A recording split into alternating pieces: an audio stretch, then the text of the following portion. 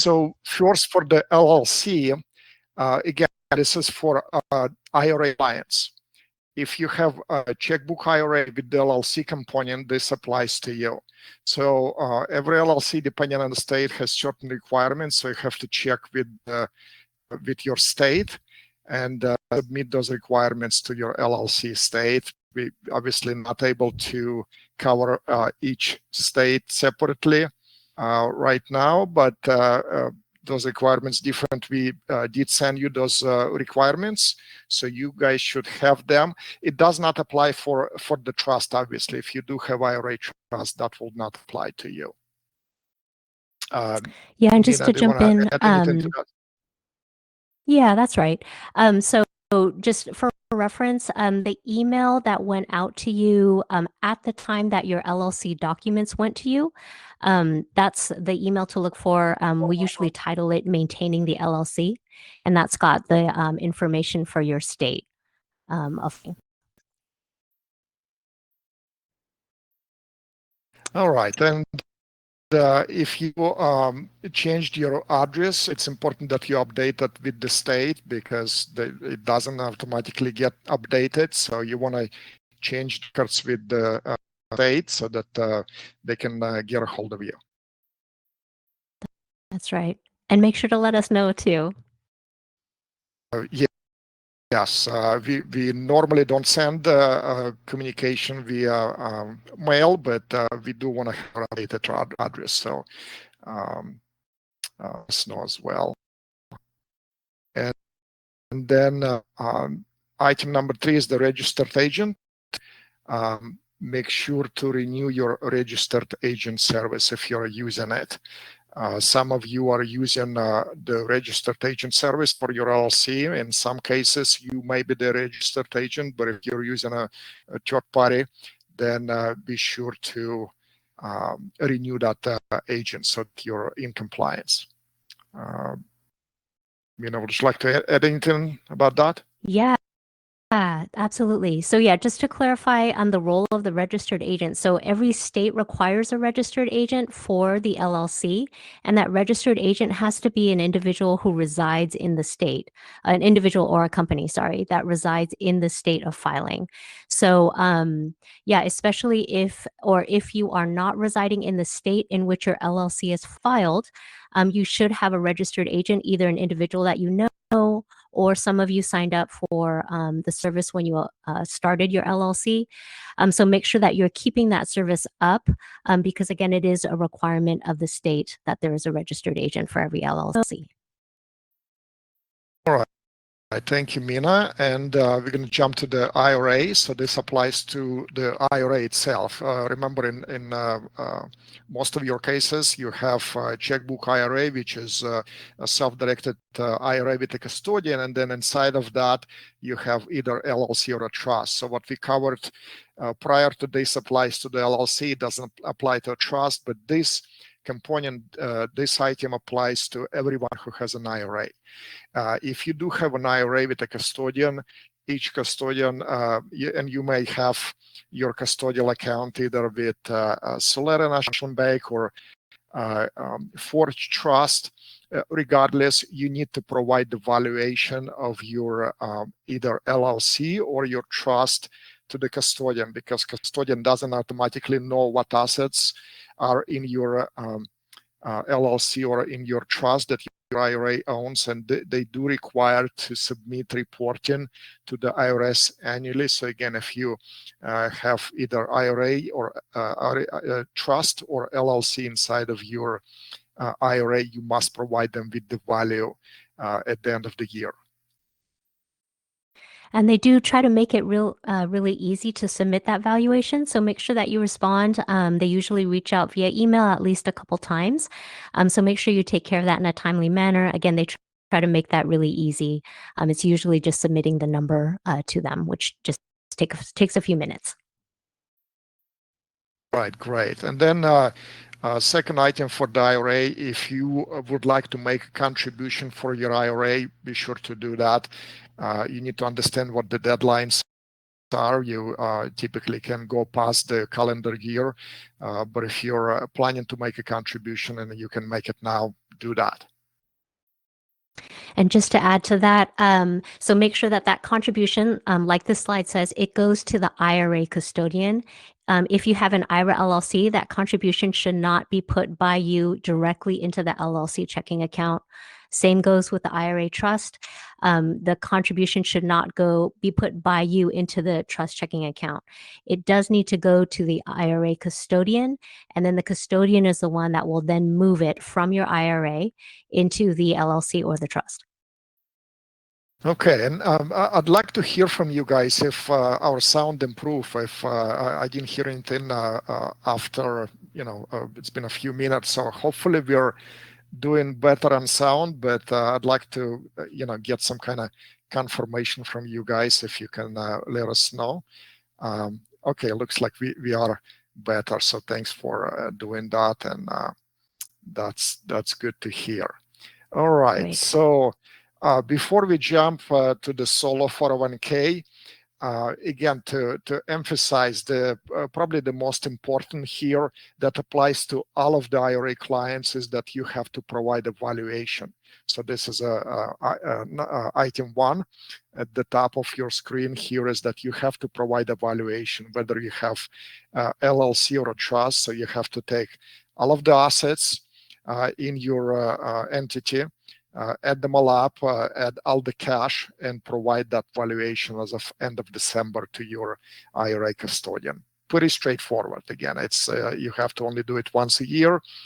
Custodian makes it easy for you, and by doing it now in December, you'll avoid the charges, because they will charge you if you don't provide that in timely manner for them, because again, it is a requirement.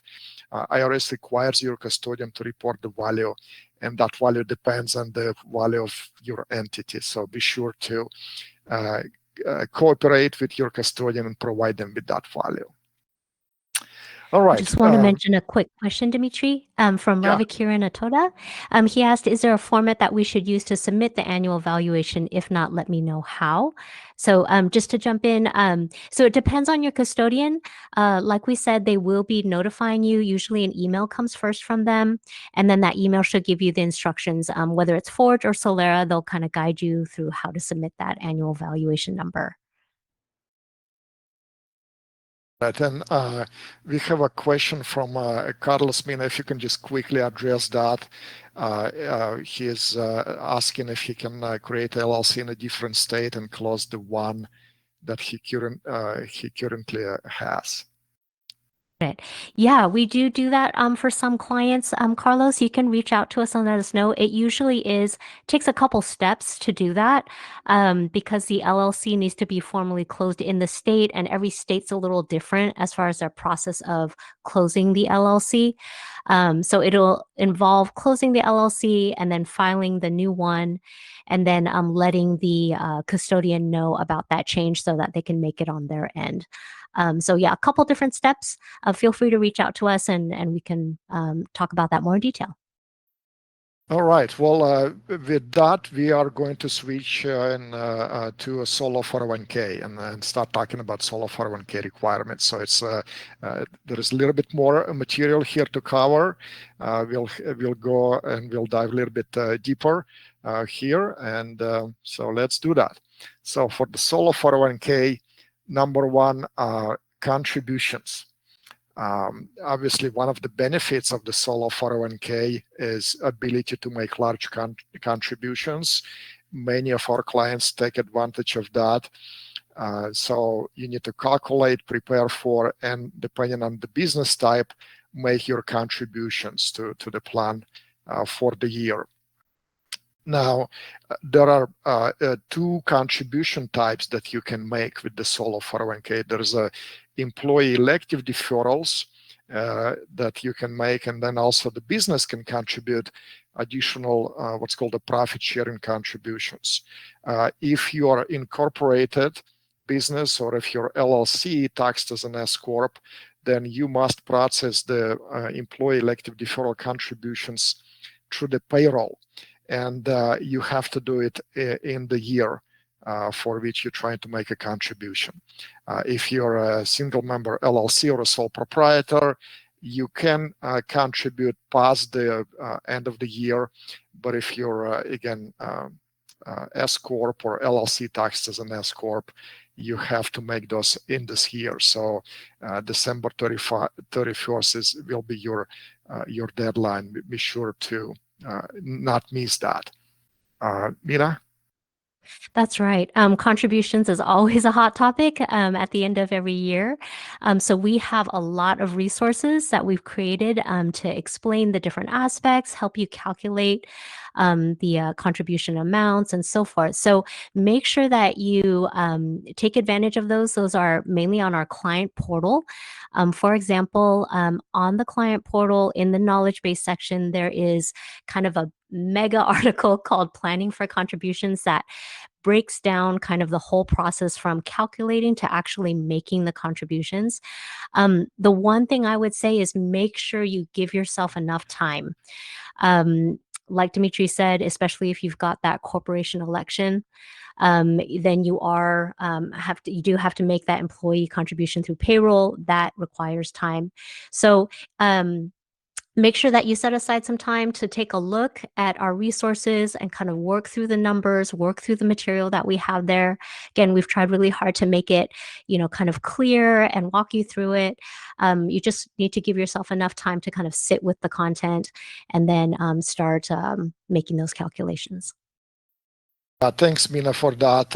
Again, those resources are very useful. We get a lot of great feedback from clients. And some of you who are maybe not very well versed in the contributions, you do need to take the time, and you need to invest the time in educating yourself and understanding those. It's not a rocket science, they're pretty straightforward, but you need to take time to educate yourself because again, you set up your solo 401k not just for a year. If you want to maximize the benefits of it, make sure you understand all the features, and contribution is one of the main components of that. Take the time to educate yourself, and that will serve you really, really well. And those resources are available for you. Dimitri, we got a question that was related to contributions. We got a couple, but since we're on the topic, Chris asks, employer profit sharing contributions, are those traditional only or ineligible for Roth? Did you want to give some input, or I could? Yeah, so with the recent changes in the tax law, it's actually possible to contribute those to Roth. It's a little bit tricky because your business will have to issue a 1099-R to report those contributions because it's after tax, but they can be made in the Roth as well. It's a little bit different topic. I am planning on scheduling a webinar and training session to talk to all of you, our clients, how to supercharge your Roth. And it's not by making the Roth contributions. You can actually slash your taxes significantly by making pre-tax contributions, making the investment in alternative asset, and then doing the conversion of that asset and with significant discount. So you can truly supercharge your Roth. Again, it's completely different topic. Hopefully I'll find the time to finalize it and release it here in the coming months, but be on the lookout for that. That's great. And just to answer a question from David, he asked if a rollover is a contribution. I can address that. So no, a rollover is different from a contribution. Rollover is coming from another retirement account into your solo 401k, and there's no limits on that amount. Contributions are different. Those are coming from your earnings from the adopting business of the solo 401k. Yes, there is no limit on the how much you can roll over. If you had $1 million in your former employer 401k and you want to move all of that, you can. But if you're trying to make a contribution, you can't put that much. There is a limit how much you can contribute. So those are two distinct.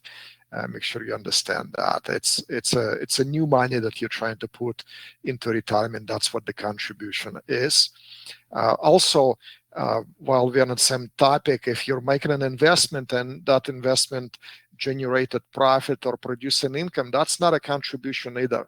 This is investment return, so it does not count towards the contribution limit. Perfect. We actually have two more questions that we didn't get to tackle yet, Dimitri. Maybe we can do them now before the list keeps growing. So I'll just read this one that said, please talk about the 5500 EZ for an SD IRA with checkbook. So just to clarify on that, for the IRA, the checkbook control IRA, the 5500 EZ actually is not applicable. That's for the solo 401k. Just to address the next question, what if the solo 401k holds crypto? Do we still need to report? So like I mentioned, the 5500 EZ, I think we'll probably talk about that like a couple slides in.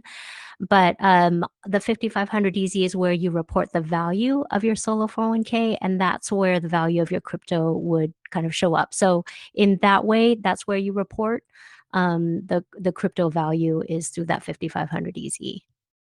And to add to that, Mina, and again, Henry, to answer your question, it doesn't matter what assets are in your 401k, whether it's crypto or precious metals or real estate. You don't report those specifics. You report the total plan assets. So right. There is no specific reporting requirements for crypto in a 401k. There is certain requirements for crypto that you own personally, but when it comes to retirement account, there isn't a specific requirement for crypto. It all falls under the umbrella of your 401k, and Mina is correct. We will be addressing that in a couple of slides in. All right, next. You want to talk about Roth, Mina? Oh, yeah. Getting too excited there.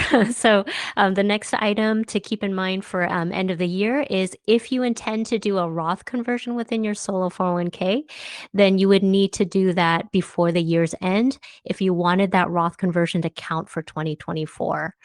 We've got the instructions for how to do a Roth conversion if that's something that you're interested in doing. It's in the knowledge base section. We've got a search window there. If you just type in Roth conversion, it'll come right up. Pretty straightforward process to do so. But again, make sure if you wanted to do that for 2024, make sure that you get that done before the end of 2024. All right, thanks, Mina. And then next item, RMD, required minimum distributions. So if you are at that age that you are required to take the distribution, then be sure to satisfy that, because otherwise you'll get penalized. And there are a couple of calculators out there. You probably want to run it by your CPA who can help you with the calculation so that you're in compliance there. Perfect. And while we're changing slides, I'll just jump in and answer David's question about using personal funds for a contribution. So, David, since you have an IRA, yes, that would be correct. That is different from a solo 401k, which is an employer-sponsored plan, where you would have to make that contribution based on your compensation from the adopting business. But if you have an IRA, then yes, you can use those funds to make a contribution to your IRA. But to add to this, Mina and David, to answer your question, you have to have earned income to make a contribution, whether it's an IRA or 401k. So for an IRA, you have to have earned income, employment or otherwise. If you're a solo 401k plan holder, then you have to have self-employed earnings to use in calculating how much you can contribute. So you have to have earnings there to contribute. Perfect. All right. Next item is for the 1099-R. So again, coming to year's end, you want to plan for your 1099-R if needed. So kind of the key phrase there is if needed. So 1099-R, you would need that depending on if you did certain things within your solo 401k. Couple examples would be if you took a distribution from your solo 401k, you would need a 1099-R for that. If you did a Roth conversion, like we were just talking about, in your solo 401k, you would need a 1099-R for that. Let's see, rollovers. If you rolled funds out of your solo 401k, you would also need to issue a 1099-R for that. We've got Sense Financial. We offer a 1099-R filing service, but we do need to hear from you by our deadline in order to take care of all of those filing requests in a timely manner. So that email went out with the deadlines. Make sure, again, if you want to utilize our service, that you get your filing requests into us before our deadline. Thanks, Mina, for this. This is something that IRS requires you to issue. So yeah, as a plan administrator, that is your responsibility. This is not our responsibility. We are providing you the service, we are assisting you to do that, but you're responsible for this. So you know whether there is a reportable event, like Mina said. Did you do a Roth conversion? Did you take a distribution, or did you terminate your plan? We don't necessarily have control over those items, and we need you to reach out to us and request that, and then we can assist you. So again, if you're not sure, we'll be covering or answering all the questions towards the end. And you can also reach out to us directly. We can guide you on that. But it is required by the IRS. So be sure to understand the requirement and then submit your request on time. And next, record keeping. Check your records of all transactions that occurred this year in your solo 401k. Mina, do you want to expand on this? Sure. So, as plan administrator, you are responsible for all record keeping on behalf of your solo 401k. So, that means that you're tracking the funds within your 401k. You are keeping records of all transactions of your 401k. There is a little bit of flexibility as far as method of record keeping. Usually, I tell clients it just as long as you're doing it, you can use the method that you feel comfortable with. So, we've got clients who use, paper and pen, or an Excel spreadsheet, or QuickBooks. As long as you're doing it, that's what's important. We also have the record keeping form section or miscellaneous form section on our client portal. You hear me making a lot of references to the client portal, and that's really because we work hard at creating that and maintaining that so it's a valuable resource for you. But we've got a lot of forms there that you can utilize for record keeping on behalf of your solo 401k. Yeah, thanks, Mina. And again, I recommend using the same method that you're using to track your personal or business finances. Many of your investors, you own maybe rental properties. So whatever method you're using, you can use the same thing. You don't need to reinvent the wheel, just use the same method. You just need to have a separate set of books for your solo 401k, because it's That's right. you can commingle that with your personal or business finances. Think of it as your you providing service to someone else, and that someone else is your future you, because you have that responsibility to your future self, if you will. But again, everything needs to be separated.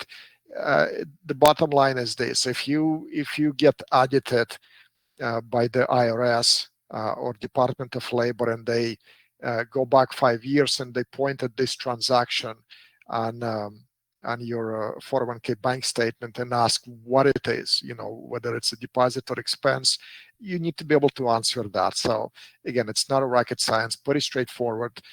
You can use the same method as you're using for your personal or business finances. Just make sure you have your ducks in a row there. Perfect. Dimitri, Chris just asked, are fidelity statements sufficient for the securities within his 401k? Sure, yeah. If it's securities, you use a statement by the brokerage that provides you. So there is not, not much you need. Yeah, you've got that statement. Where you need more records is again, if, for example, you're own a rental property in your 401k and you're using a checking account for that. Now, checking account will reflect every single deposit and every single expense that happens for that property. But you need to be able to identify. So if there is, let's say, if there is a check for X amount of dollars, or perhaps you use a debit card to pay for something, you need to be able to answer for that. So that the bank statement will not have those details. You do need to have, again, a copy of the receipt and maybe a spreadsheet or like a QuickBooks program that have the memo that explains what it was, and you can again point back and identify that transaction. Perfect. All right. Next item is the 5500 EZ. So you want to start preparing for this year's 5500 EZ that will be due next year. So just a note on the 5500 EZ, it's just an informational return that's filed on behalf of the solo 401k. It is filed, the deadline for it does depend on your plan year end. So if you are like most clients and you go by the calendar year, then meaning your last day of the year is 12/31, then the deadline for the 5500 EZ will be the following July 31st. So that means for the 2024 form that you would need to file that by July 31st, 2025. Now we say start preparing for the 2024 form now because on that 2024 form, you're going to need to enter the value of your plan as of December 31st, 2024. So it's helpful, easier on the memory if you work on that at the end of the year. So just a note to prepare for that. And when you're evaluating your assets, if you wait until July, it might be challenging for you to, again, let me give you an example. If you own a rental property in your solo 401k, you need to provide the value. Now, it doesn't have to be super accurate. You don't need to go and do an appraisal on that property, but you can pull value off of Zillow for that property, and if you can certainly do it as of end of December or beginning of January and use that value. But if you wait for July, you want to be able to go back and see what that value was in July. So that could be a little bit challenging. So again, you need to plan for those things. Planning is very important, like Mina said. And if you do it now rather than waiting, you just it's going to be a lot easier for you to do it when that becomes available. And typically, this form becomes available around February or so. So you don't have to wait until July. That is the deadline, but the sooner you do it, the better. And also, we always recommend if you file it electronically, you have a proof of filing there. If you decide to mail that form in, be sure to use certified mail so that you have the confirmation of delivery. And also be sure to have a copy. Sometimes clients reach out to me, and just one comes to mind recently, who was he had some kind of question, but was going over. Oh, actually, he received a letter from the IRS, and he was going over his records, and he couldn't find 1 year. Well, those are again, we do ask for a copy. We can review this form for you. make sure it's done correctly, so we can be the second set of eyes for you. And if you send us a copy, we'll keep it in your file, so it's a backup. But if you're the only one storing it, then you need to make sure that your records are accurate, and it's not on a computer that can crash and you lose that. So nowadays you can use some kind of a Google Drive or some kind of online storage where it is protected. And uh, even if your computer crashes, you're not losing your records. So do that. That's right. We get some questions sometimes too about whether the 5500 easy is required or not. So I'll just touch on that real quick. There's a couple cases in which the 5500 easy is required. One is if the value of your plan hits 250,000 and above as of the end of the year. So if it hits that number or is above that number, you are required to file the 5500 easy. Another case in which the form is required is if you terminated your solo 401k and you've distributed all the assets of it, then a final 5500 easy is required. Those are the kind of two main cases in which you would be required to file the form.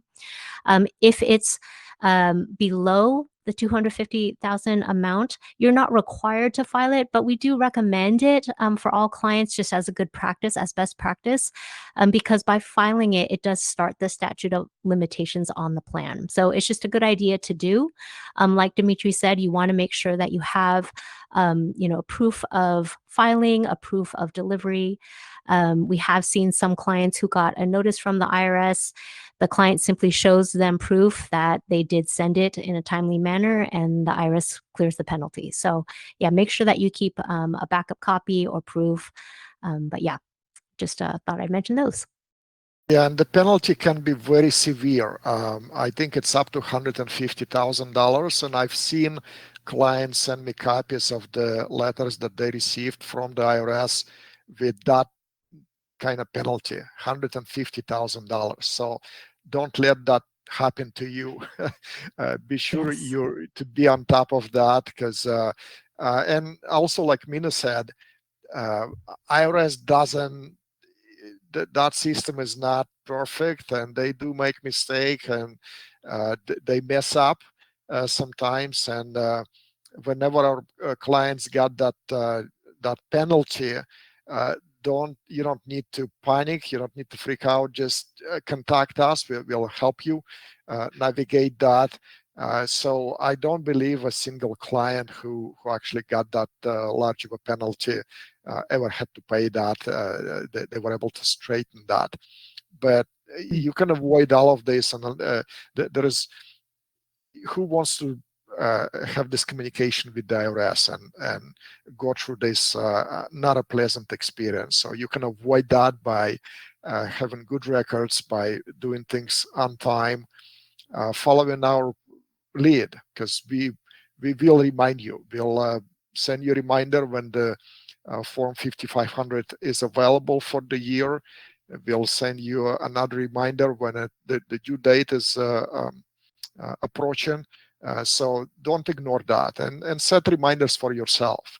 Again, we're there to help you, but ultimately you are responsible for that. That's right.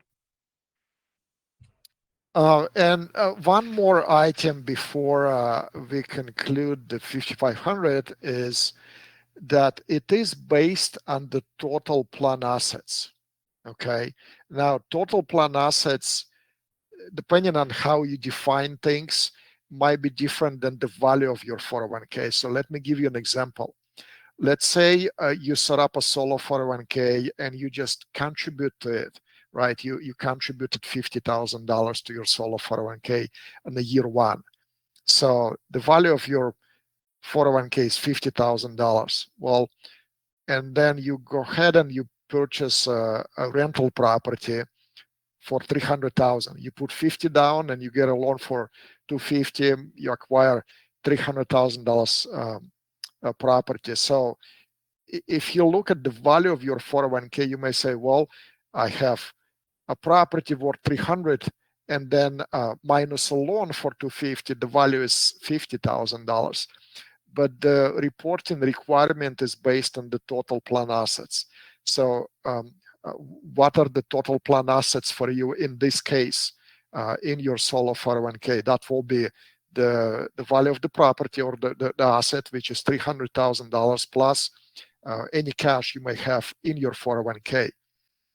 So while the value of the 401k might be $50,000, because that's actually how much you have after liquidating everything, but the total plan assets exceed 250,000, and you're now required to file Form 5500 easy. So again, it's based on the total plan assets.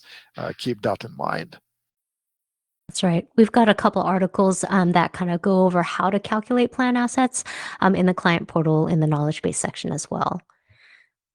Well, thanks Dimitri, for we've got a couple questions. Oh, yeah. So just yeah. before we jump on those, I was going to say that this concludes our slides and what we plan to talk about this, but we still have time, so we will take your questions. So this is the time to, if you want to clarify perhaps something that we went over that maybe needs a clarification, we'll be happy to do that. Or if you have any additional questions, this is the time to type them in a Q&A section, and we'll get to them. And so Mina, let's start with, you said there's a couple of questions that were unanswered.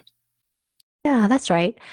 So we've got one question about a Roth conversion. Do you have any guidance on when it makes sense to convert to Roth? Did you have any thoughts on that? Well, there is no simple answer to this, okay? Hmm. Because it depends. There's a number of factors. Typically, like if I were to summarize that, you can say that the younger you are, the more time you have for your money to grow tax-free, the more sense it makes to contribute to Roth 401k or to do Roth conversion. But again, the strategy that I personally learned and I've been utilizing the last couple of years, and I learned this from one of my clients actually, is what I mentioned earlier, is by, rather than contributing to a Roth or converting cash into a Roth, you want to contribute pre-tax.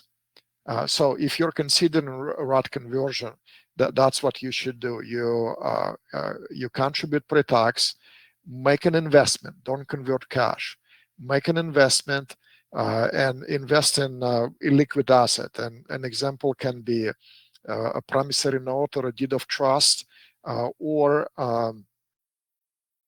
you can perhaps invest in a syndication or some kind of a development project. So if this is a illiquid investment, it perhaps doesn't produce any income now.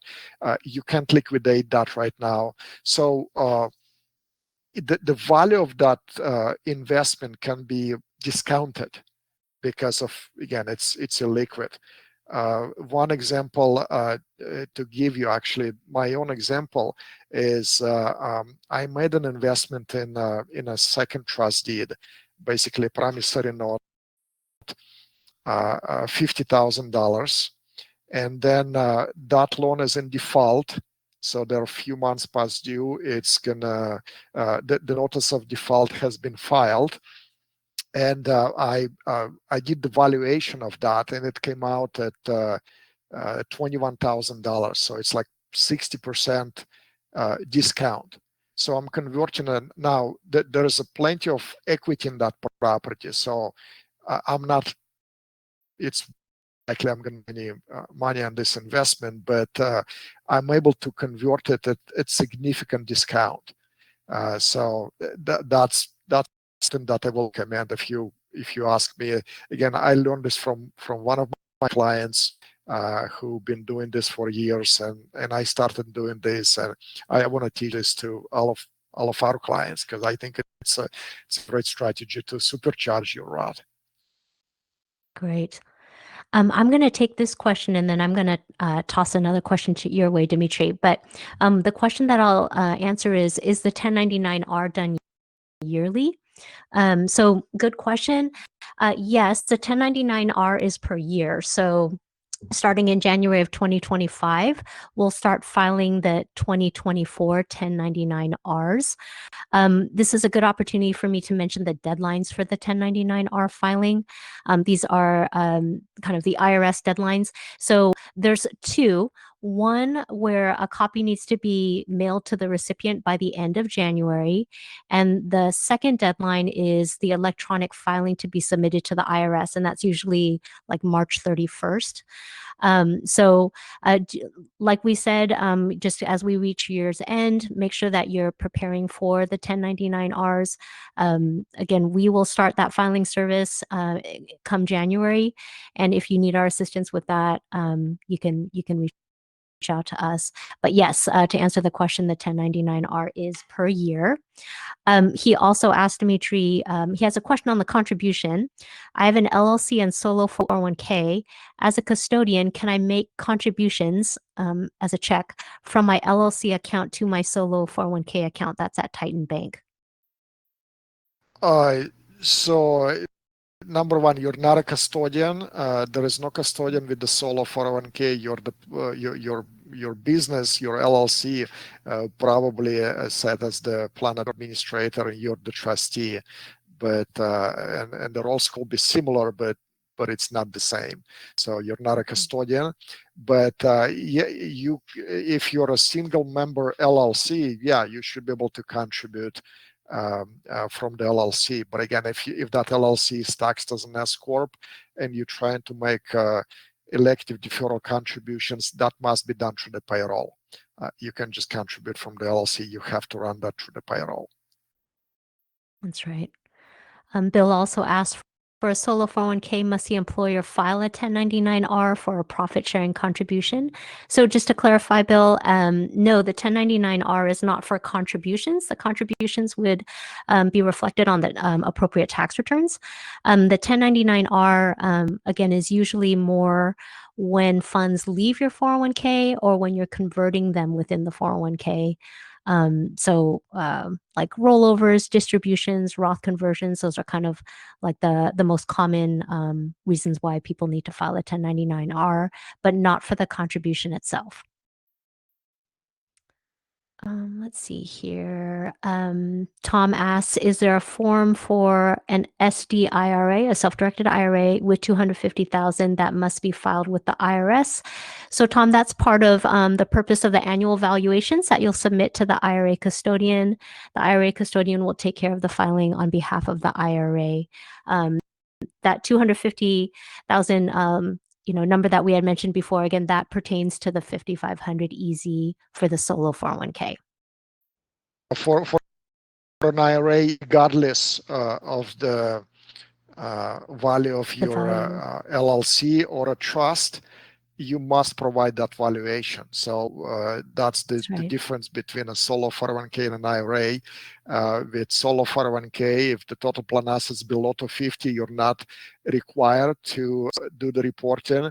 But with an IRA, that annual report is a must for custodian to do. Again, you don't do it, your custodian does it, but custodian cannot do it without you providing them with the value of the LLC or a trust that you have inside of your IRA. So you must provide that valuation to your custodian regardless of the dollar amount. That's right.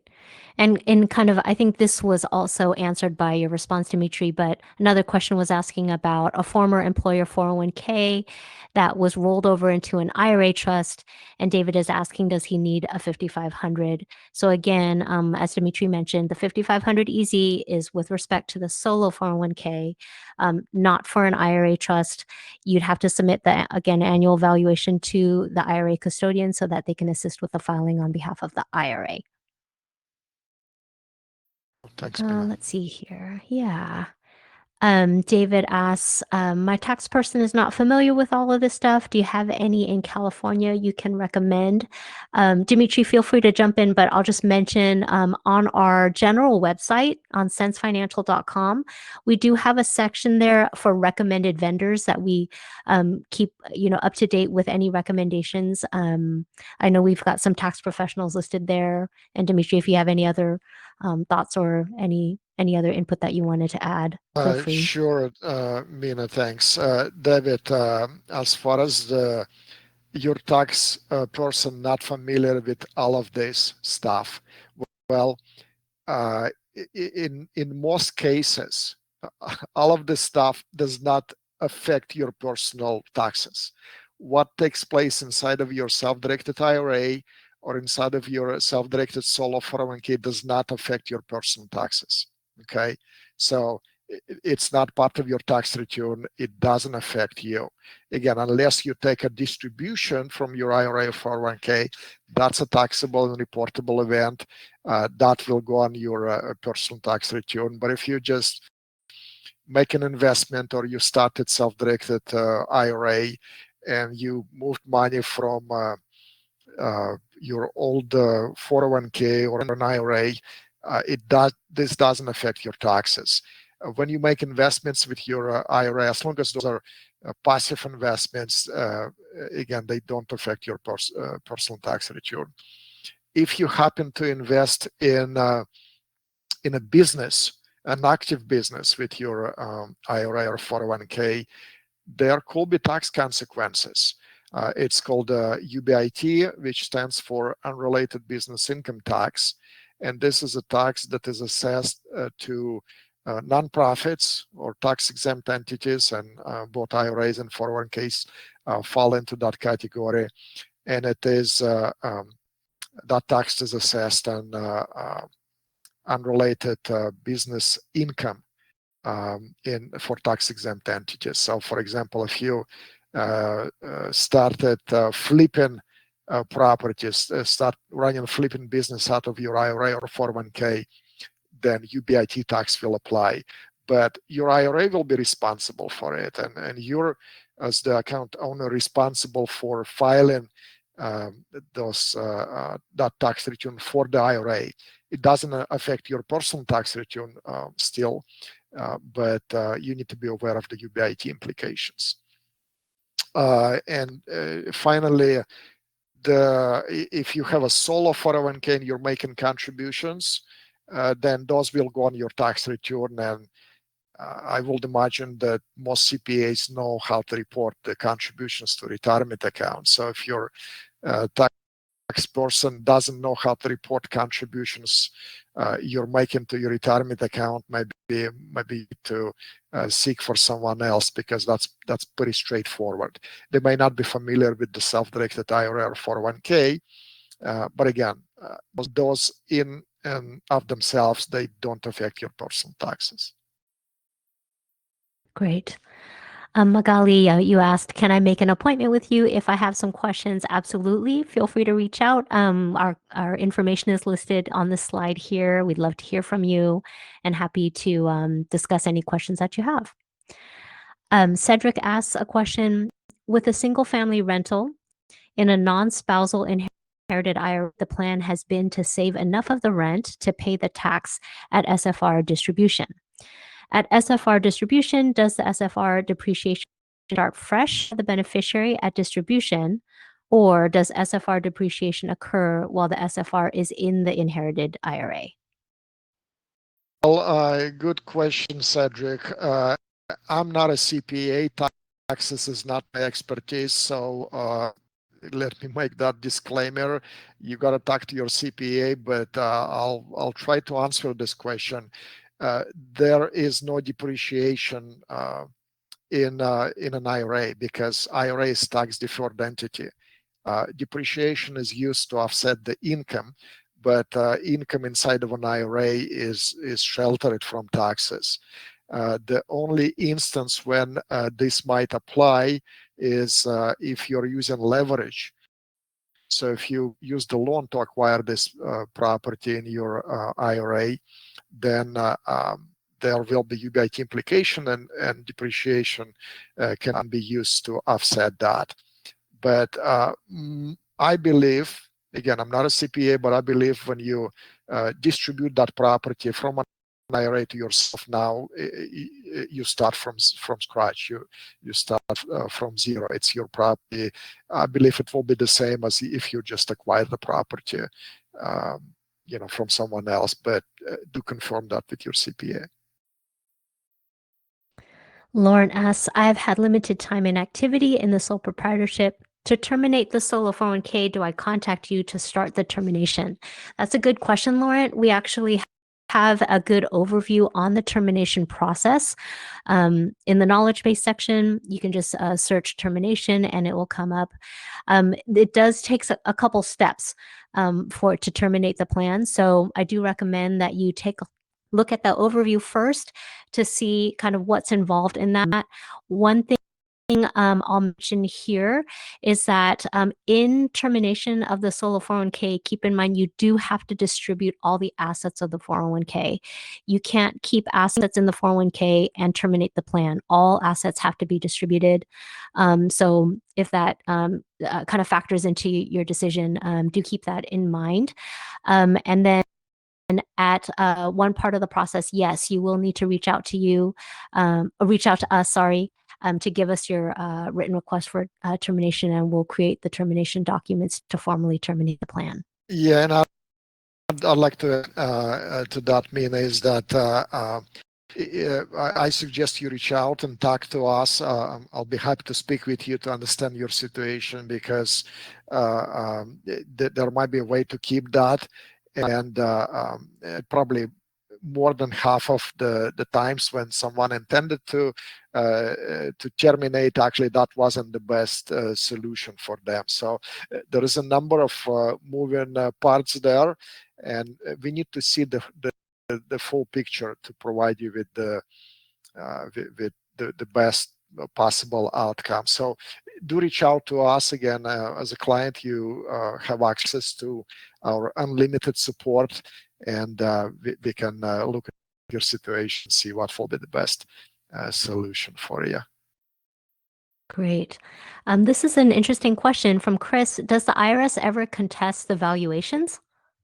Well, I don't have the statistics on that, but I have not. I'm not aware of any, and I think it depends on the valuation. So if I can reference again my personal example, if the company that we're using, they're approved, IRS approved, and so I don't believe that's going to be contested, but.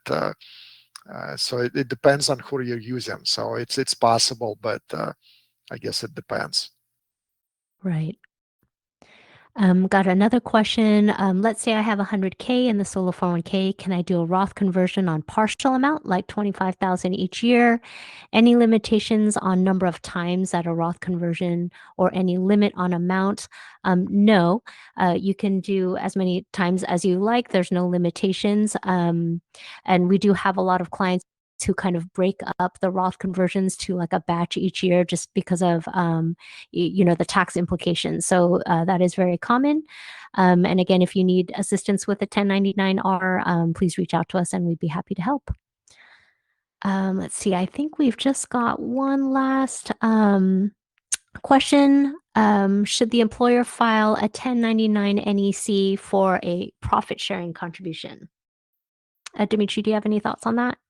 Yeah, I think you just addressed a couple of questions ago, but profit sharing contributions, if it's a Roth, if you're trying to make those as a Roth, then those will be reportable on a 1099. But if it's just a pre-tax contributions, no, those will be reported as a expense for the business, and will be a business write-off. But if you're making or trying to make those as a Roth contributions, then those need to be reported to you personally. That's right. And just I kind think of we had a last couple of question? questions about. Oh, Yeah, yeah. go ahead. Oh, no, go ahead. I was going to close out, Well, but go ahead. people asking if it's going to be recorded. So yes, it is That's right. being recorded, and recording will be available. We'll post that on our website in the webinar section, and everyone who registered should actually receive that automatically. But we'll send it out to all of our clients, because I believe this information will be beneficial to all the clients. That's right.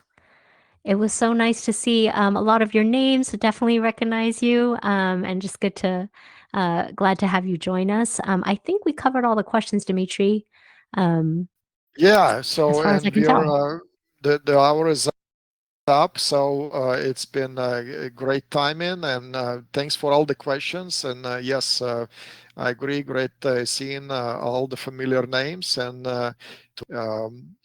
with the Thanksgiving coming up, just want to say happy Thanksgiving. We are grateful that you entrusted us with your solo 401k or checkbook IRA needs. Some of you been clients for more than 10 years. So you're part of the family, and happy Thanksgiving, and looking forward to the next year. That's right. Happy Thanksgiving, everyone. We're thankful for you. Right.